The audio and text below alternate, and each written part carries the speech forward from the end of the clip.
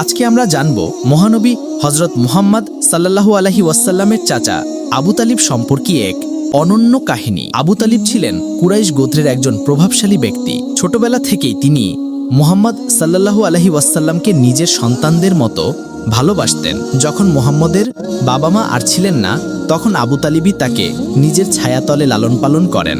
দারিদ্র্যের মধ্যেও তিনি কখনো ভাতিজাকে একা হতে দেননি। যখন নবী মুহাম্মদ সাল্লাল্লাহু আলাইহি ওয়াসাল্লাম আল্লাহর বাণী প্রচার শুরু করলেন, তখন মক্কার নেতারা প্রবলভাবে বিরোধিতা করল। তারা চাইতো যেন আবু তালিব ভাতিজাকে থামিয়ে দেন, কিন্তু আবু তালিব বলেছিলেন সেই অমর বাক্য, হে ভাতিজা, তুমি তোমার মিশনে অবিচল থাকো।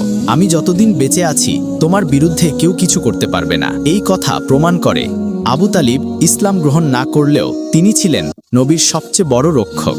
মক্কার নেতারা তাকে ঘুষ দিতে চেয়েছিল, ক্ষমতার লোভ দেখিয়েছিল, কিন্তু আবু তালিব কখনো ভাতিজাকে ছাড়েননি, বরং তার পরিবার ও গোত্রকে নিয়ে তিনি নবীর পাশে দাঁড়ালেন। মক্কার অবরোধের সময় যখন মুসলমানরা ৩ বছর ধরে খাদ্য অভাব, কষ্ট আর নির্যাতনের শিকার হয়েছিল, তখন আবু তালিবও সেই দুর্দশায় সঙ্গী দিয়েছিলেন। তিনি রাতের পর রাত পাহারা দিতেন, যাতে কেউ নবী সাল্লাল্লাহু আলাইহি ওয়াসাল্লামের ক্ষতি করতে না পারে। কিন্তু জীবনের শেষ মুহূর্তে এসে আবু তালিব দুঃখজনকভাবে ইসলাম গ্রহণ করতে পারেননি। কুরআনে উল্লেখ আছে, হিদায়েত কারো হাতে নয়, বরং আল্লাহ যাকে চান তাকেই দেন। তবুও নবী মুহাম্মদ সাল্লাল্লাহু আলাইহি ওয়াসাল্লাম সবসময় আবু তালিবের জন্য কৃতজ্ঞ ছিলেন, কারণ তিনি পৃথিবীর চোখে ছিলেন নবীর শক্তির পাহাড়। আবু তালিবের জীবনের শিক্ষা হলো ভালোবাসা, ত্যাগ আর সুরক্ষা কখনো বিফল হয় না। তিনি হয়তো মুসলমান হননি, কিন্তু ইসলামের ইতিহাসে তার অবদান চিরস্মরণীয় হয়ে থাকবে। বন্ধুরা, এভাবেই আবু তালিবের ঘটনা আমাদের দেখায় কিভাবে একজন